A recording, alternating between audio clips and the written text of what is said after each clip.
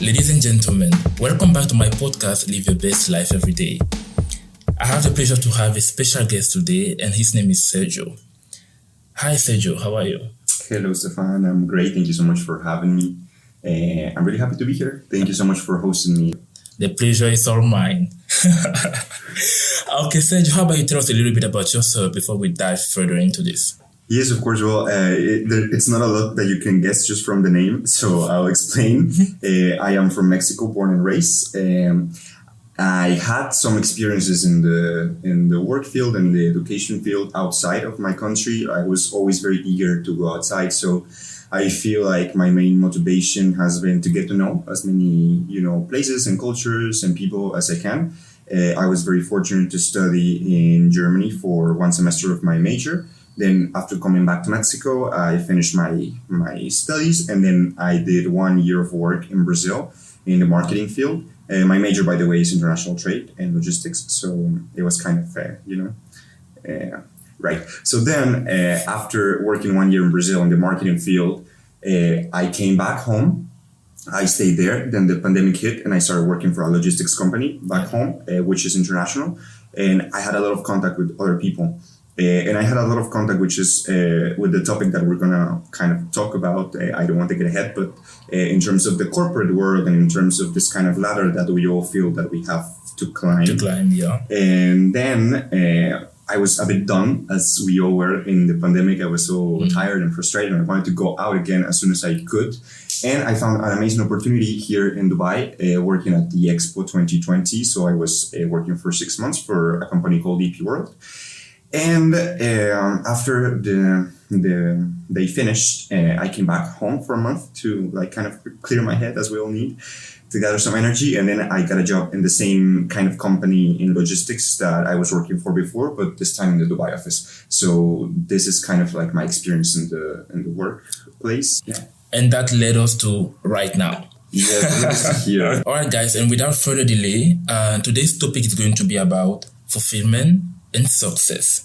We're going to be discussing about that, and of course feel free to comment in the comment section or perhaps DM us on our social media platforms to give us your insight, and of course in case you would like to discuss this further, be part of the podcast on the next episode. All right. Is it like in YouTube? Click and subscribe at the end. Yeah, well, it's going to be on YouTube definitely, okay. And of course there's also a link that people will be able to actually click on, and I broadcast it widely on my social media platform as well. So remember to subscribe, guys. Thank you. Definitely remember to subscribe. All right, let's dive right into it. So, Sergio, when we speak of fulfillment and success, what is the first thing that comes to your mind? Okay, so obviously, like we were talking about this before, the first thing that comes to mind comes from from the societal expectation that success has an economic connotation.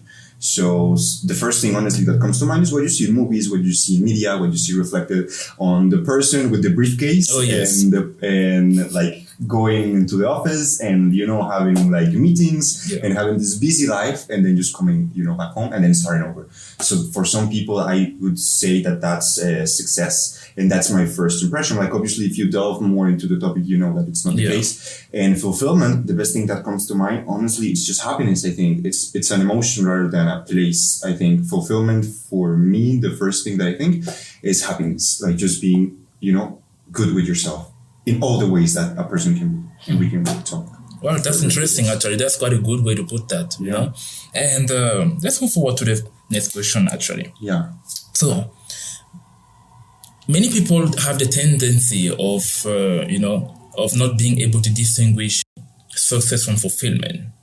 That's at least the opinion that I've been able to gather when I spoke to many people about this. Yes. Now, you tell me from your perspective, does fulfillment and success go as a pair?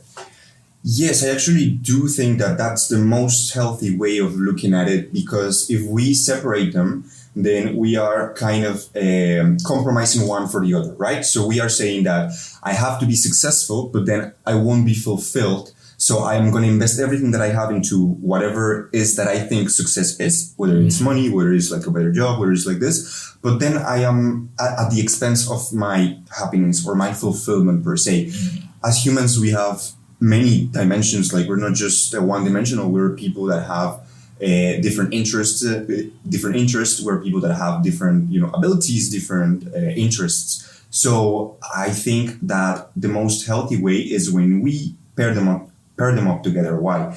Because if my own definition of success ends up being how am I gonna end up as happy as I can, obviously with all my efforts put in the right place, and obviously with also all the attention that my family requires, that my friends require, that I require as a person, in the spiritual sense of the human, in the health sense of the human. If you do sports, like sometimes you even feel more fulfilled. So if we start to define success as all the ways in which a person can be happy by first indulging into all of the areas that we feel we can get on board. Like, for example, if I'm a person that works in a white collar job, which is 8 to 5, but then I also have other things that I like. I might want to sing. I might want to, personal trainer. Yeah, be a personal trainer. Exactly. Like I might want to do many things and many other aspects. So I think to find the balance in between all this should be what's considered as success. Not necessarily the traditional, movie like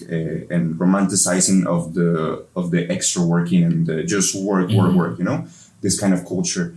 So I think they should go in pair, definitely, which is not the case sometimes. Unfortunately, we've seen society actually pushing people to either choose one or the other. The image of success that society gave us, medias, mainstream and everything, they give us a certain image of success and what it should look like actually. Yes. But what that doesn't teach people is what it should feel like. Yeah. And I think it comes along with, like, we can talk about the different activities that people have for work. Like some people are businessmen, some people work for a company.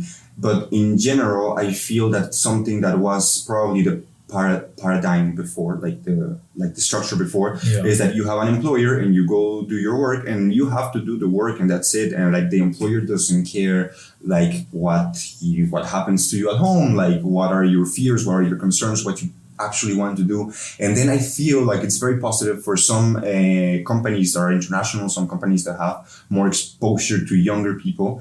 Now they're beginning to think and to see the human and the development of their employee as a base of how their company is going to have success. So some employers are implementing activities, are implementing other parts that it's not just your work and your job description. Absolutely. It's an important focus of the HR department that their employees also have this kind of other things that they can do, because in the way that you are happier, in the way that you are more fulfilled, as we say, you are going to be a better asset for your company. So I think that's like the shift that's happening. I think it's good.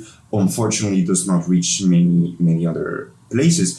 We cannot escape that people have their own realities and people have to put the bread on their table and people have to take their kids. And it's too much for one person to have all this pressure that they have to provide and they have to achieve, as we say, success or climb the ladder so they can get a better salary, but then they left out everything that they are as well for the sake of their beloved ones, which is the case that we see in many type of cities, many type of work cultures, as we were discussing the other day. So I think that the key of a successful company and a successful individual is fulfillment in the holistic sense of the word. Absolutely. It's all about finding the right balance, actually, That's well said, actually. And now, tell me, do you think that society, let's say we live in a city like Dubai, for instance, and since we are here, do you think that the structure of the city as a whole, when it comes to the work environment, for example, or the work culture, like you said it, do you think that there is there is a way that we could effectively apply that in all companies, for example? Because many HRs these days are actually quite into that, establishing the work culture.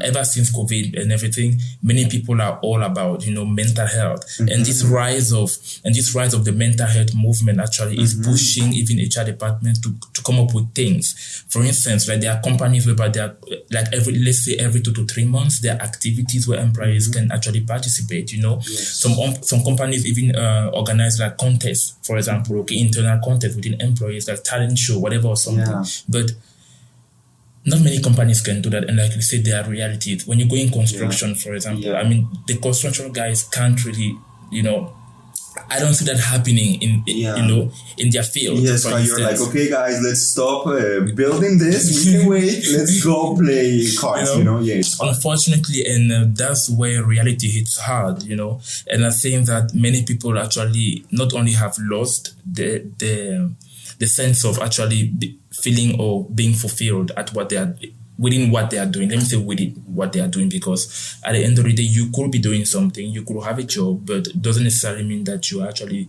being fulfilled at what you are doing, or within what you are doing. And I think that the feeling of fulfillment is something that can be built as well. Now, it may not be there at first, but once you gain awareness that you are lacking that, and I believe that many people these days go to work. Guys, you heard that was the noise of a chair. I'm so sorry. I'm sorry, guys. So, I provide the sound effects.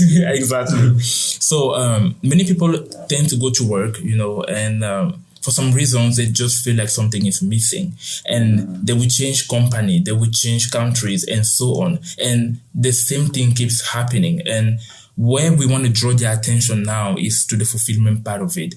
If you don't feel fulfilled, you will always feel like something is missing, And for many of us, our fulfillment lies in something else than what we usually do from our, our daily jobs. Yeah, the endless conversation of what I love, but what brings the money. Exactly. What I pay the bills, of course. I will tell you something very interesting, actually. I was confronted to that years ago because as a kid, I've always loved pastry, and I've always wanted to, work as a chef or own my own pastry. And when I came to Dubai, of course, I saw that, oh, wow, I was in the hospitality industry. There's possibility to actually, cross-train and get into a different department and everything and stuff. So I did that at the Address Boulevard in downtown. So I cross-trained into pastry. And after doing the required hours and everything and stuff, I went on actually to start working as a chef. Now, my sister, who has a very sound mind, advised me against that. She said, no, you don't do that. That's like a career suicide. That's unfortunate. And I told her, but I want to live my passion. Yeah. So that's me trying to find fulfillment in something that I do, Yeah. But guess what?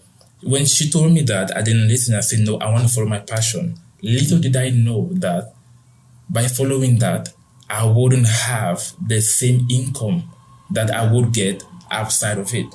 Yeah. So I left an office job and dived right into operation and culinary. Right. And trust me, 6 months down the road, I felt like, what did I just do? Yeah. And it was hard. Yes, I was doing what I loved, but then what about expense? Yeah, like exactly. I'm not having the way of life, the level of life that I'm supposed to be having. Exactly. And already, let's say, when you already have a certain level of life prior to that, it's quite hard. Yes. And especially here in Dubai, you get put in a certain box depending on the industry and the job that you do. Yes. I don't think it's the case elsewhere, But here in Dubai, it's pretty much that. And it's very strong. And when I realized that, I had to pull myself out of it. So you were like, I'm so sorry, guys. Here are the knives.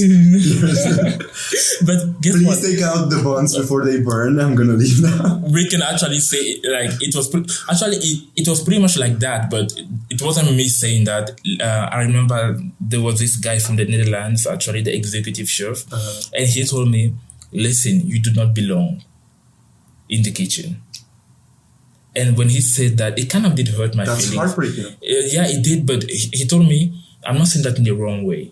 Yeah. I believe that you have much more to offer than this. And I feel like you are limiting yourself. He knew that environment was going to crush you at the end if you were not happy with the living conditions. Absolutely. And he told me that, he told me out of everyone here, you're the most outspoken person. You are the one who is always curious to know about things and everything. However, the system here is you get paid to do something without asking questions. And that's it. So you either do like everyone, but I have the feeling like you are too educated to be in this environment. Yeah. When he told me, you won't understand me now, you're probably going to hate me, but years from now, you will get what I meant. And truth indeed, 2 years down the road, I understood him. It took 2 years.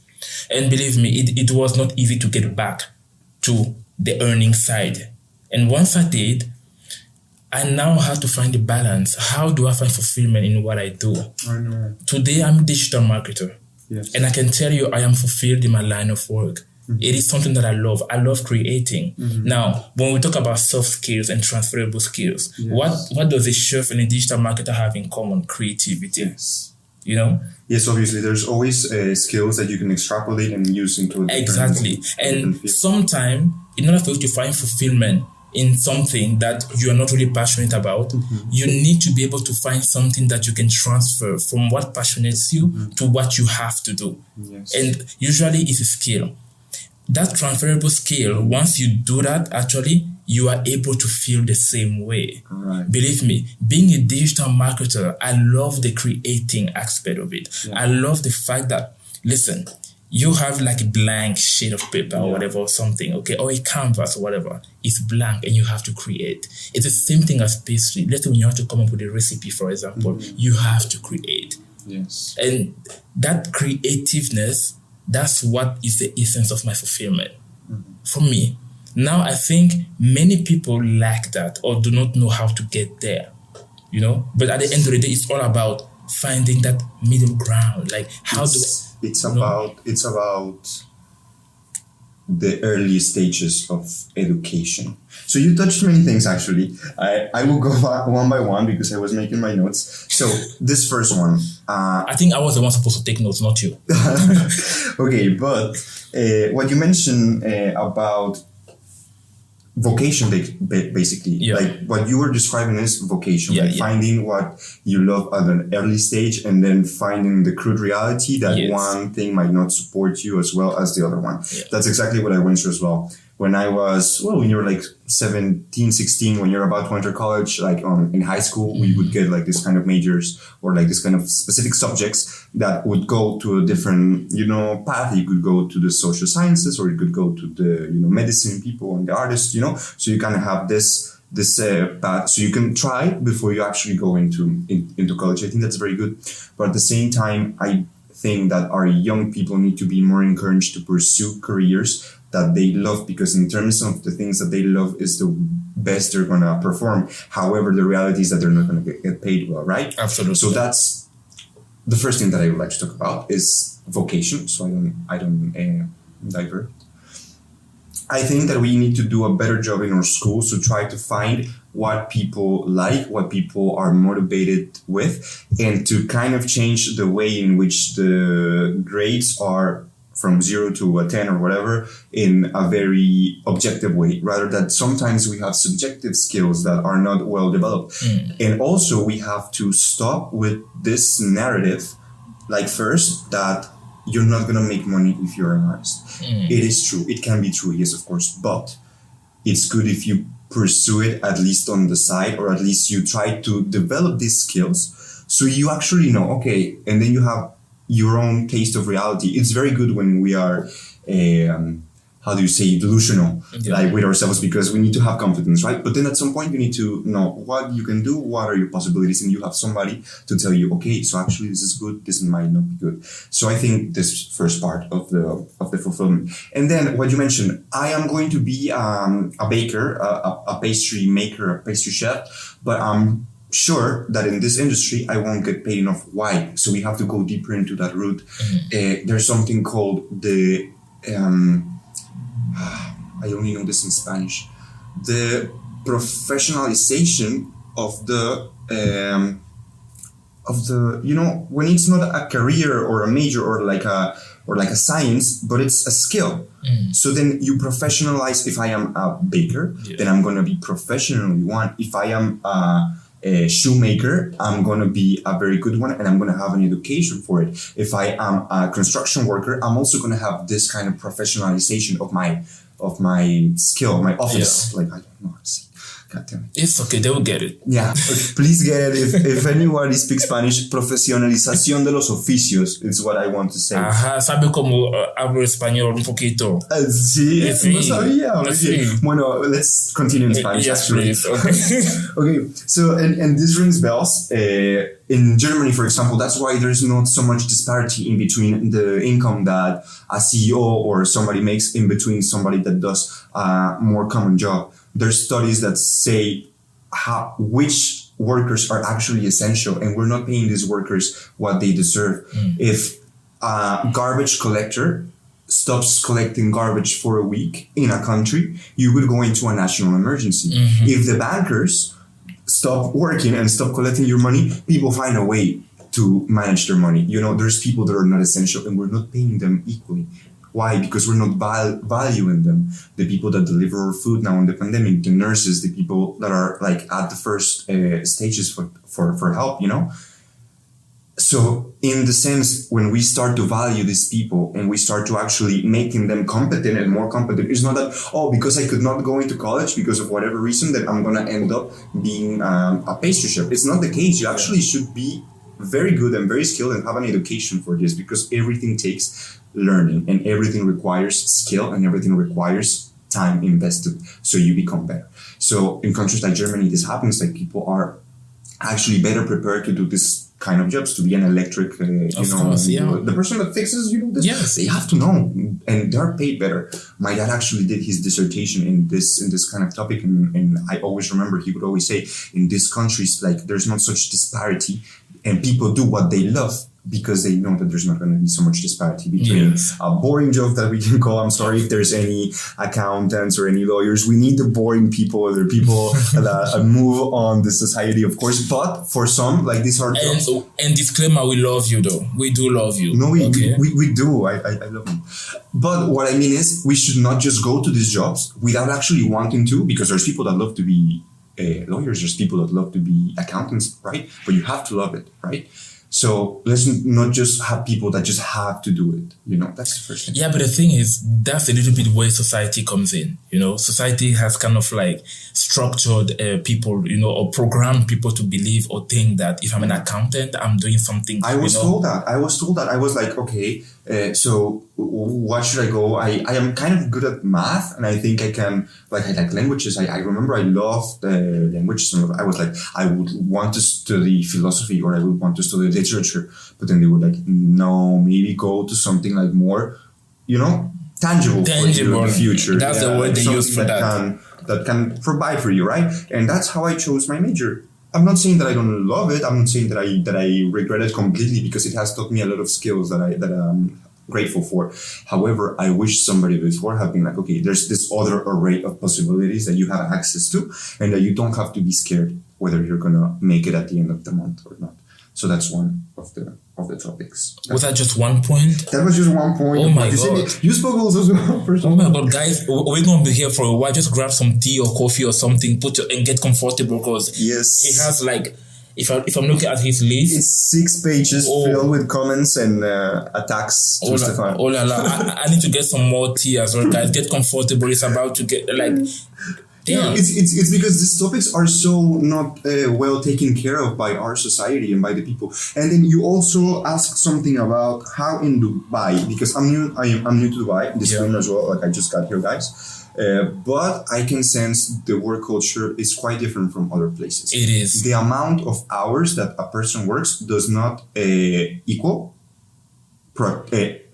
effectiveness in your work. Like when you are actually productivity. Yeah, productivity. Yeah, it does not equal that. And here it's a synonym, which is alarming, because then it means that you have to work more hours to again reach success. You have to be the one that stays until late and then begins in the morning first than everyone else. So you are considered successful, and so you are actually able to finish your job. The work culture everything should be at its time, and we have also a life, right? So then what I notice in Dubai is that there's many nationalities, obviously, but also I find that unfortunately, due to the high levels of migration, there are some people from central countries that have to, because of their circumstances, they accept this kind of jobs without any hesitation of how much work I have to do, or if I don't have any limits between the hour that I come into work and the hour that I finish,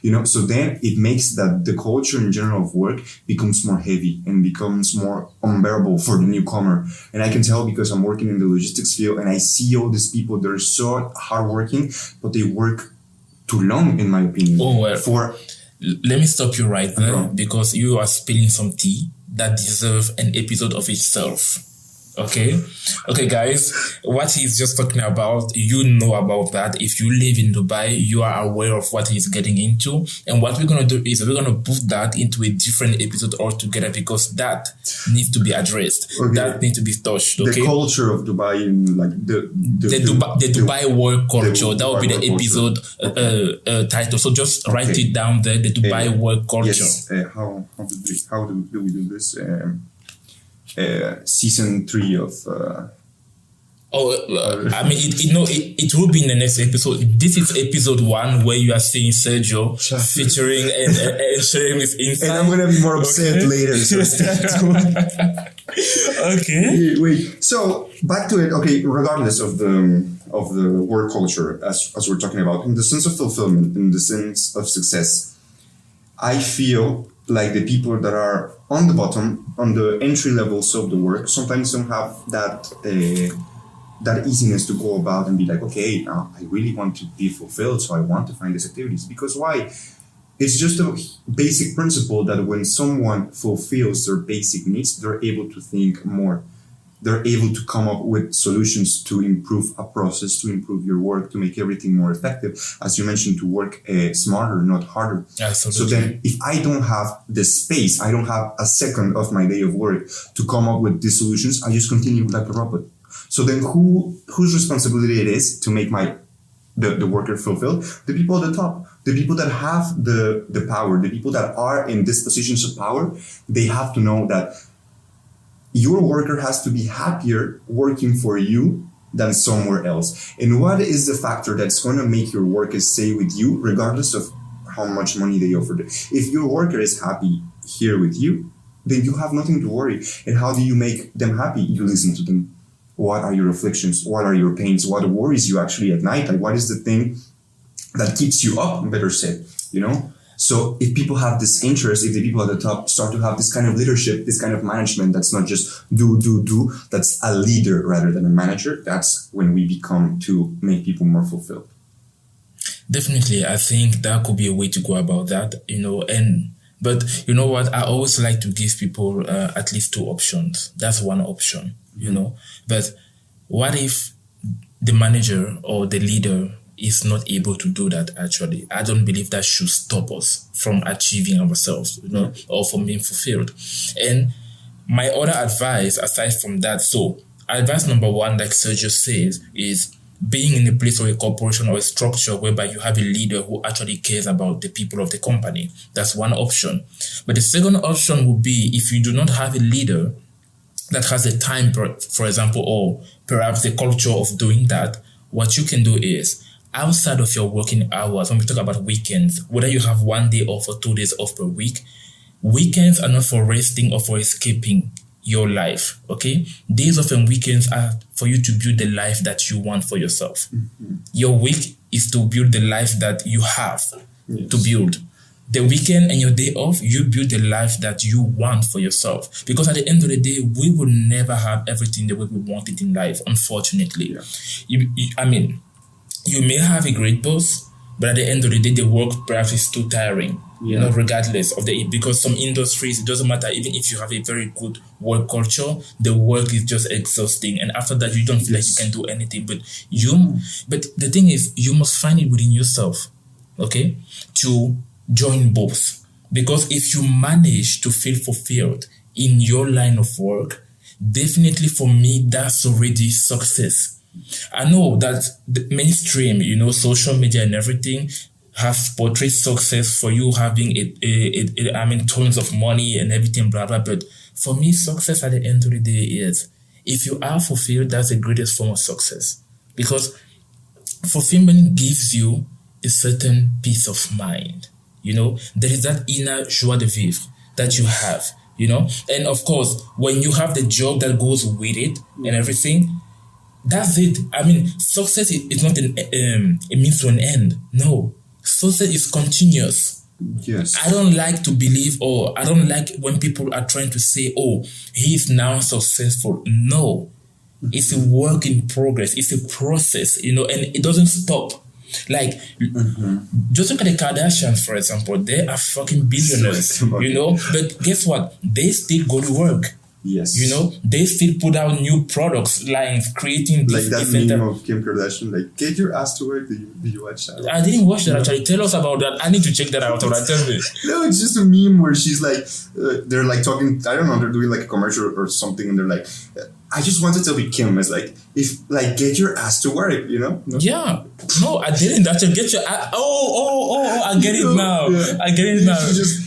Anyway, I do agree with you in most of it, but I also think that for some people it's so hard to escape that reality. Like, as much as you can say, okay, I have to find it with myself to on this free time and this weekend, whatever, to do it. Like, I understand and I feel it for the people that are honestly exhausted. Like, I just come from a friend's house that I will not disclose the name, but he's like kind of tired of his work, and today it's supposed to be a free day in Dubai, as people in Dubai are hearing us. I hope you're enjoying. But he came and he came from work basically all day as well. So then at the end of one day, when you are completely exhausted, like sometimes your brain can like go. Yeah. And I understand that there's a push that you have to do. And of course we all have to, but then I speak for myself, like looking at myself, I'm a single person. I don't have any worries but myself, and even I'm struggling. So I cannot even imagine like a person that has other types of responsibilities, like children, a family, family, like other things that burden you. So it's really hard to escape that. That's why I mentioned that we needed like kind of the support of the environment and of the leader. That's what I feel. And it is my great wish that if I end up being in a position of leadership, I will strive to try to make it better for everyone below and for myself as well, So this is something that the younger generation is understanding, I believe. These new ideas of a futuristic society in which we have only 20-25 hours of work a day, like it's proven that poverty itself, it's not efficient, and we can actually manage to give the work to more people so we can do less as well and to be more efficient in some of the ways. These are topics as well for other absolutely. But I feel like there's a way, and it just comes with the culture, with the people, with the ones that are below, to tell them, okay, like the ones that are growing, the ones that are in school right now, the ones, so they can try to fix kind of this world a bit. Well, guys, you heard it. He said it, and that's just that. I mean, education is the key, honestly. Yeah, and that's why we are here. That's why we are here right now on this platform, and that's what we are doing. And this conversation is also. Yeah, exactly. I mean, it's all about raising awareness. It's all about letting the people know. And to whoever is listening this, if you feel like there is anyone that needs to actually listen to this and learn from this, feel free to share this with the person, because I mean, I'm under no impression that they would like learn a lot from listening to me, but no, trust me. Look, this is what life is about. At the end of the day, I believe that when we go through our experiences, and we are at liberty, and I believe that it's quite relevant to share whatever we learn through our experiences, because that's really where the juice is at. And so somebody feels identified, maybe, because like I don't have it figured out. I'm still, like, as I mentioned, I'm still like, I'm trying to take care of myself still, and I'm trying to find this fulfillment in many, many, many things. I'm also a very, a very, I don't want to say diverse. How do you say it? I have many things that I like, many interests, many abilities that I feel that I have. So I'm trying every day to kind of come up with a solution. Okay, how can I be happy? But it's not easy. So people should know that the struggle is real, but the perspective is everything in terms of how you look at the problems and how you try to come up with these solutions.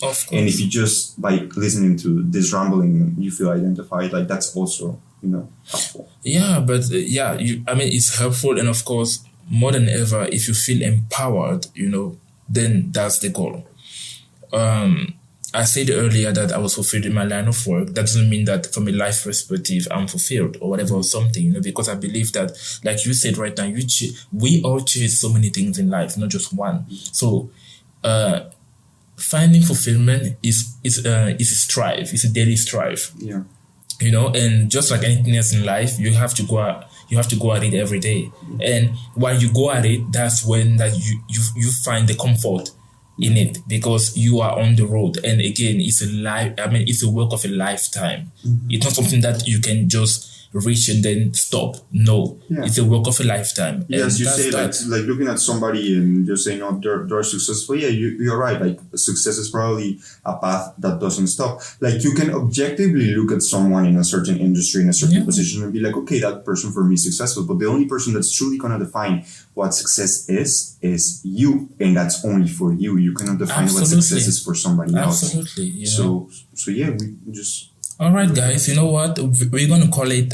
Is that it? Oh, that's gonna be it for today. Because if we keep going, you're just gonna get people to just call the whole village to sit down and listen to this. So, whatever questions you have, okay, you keep it for the next episode. Yes. No, I'm not taking any more questions. And guys, you know what? Sergio, do you mind sharing your Instagram so that people can reach you there in case they want to? Yes, people can find me every Friday at the local bar. No, okay. I was like, people can find me on Instagram like MX, like Mexico, S like in Sam, EEL, MXCO with 2 E's.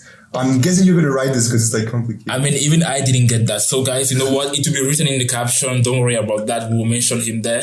And of course, you can easily reach me as well on social media platforms as Stefan Dajo.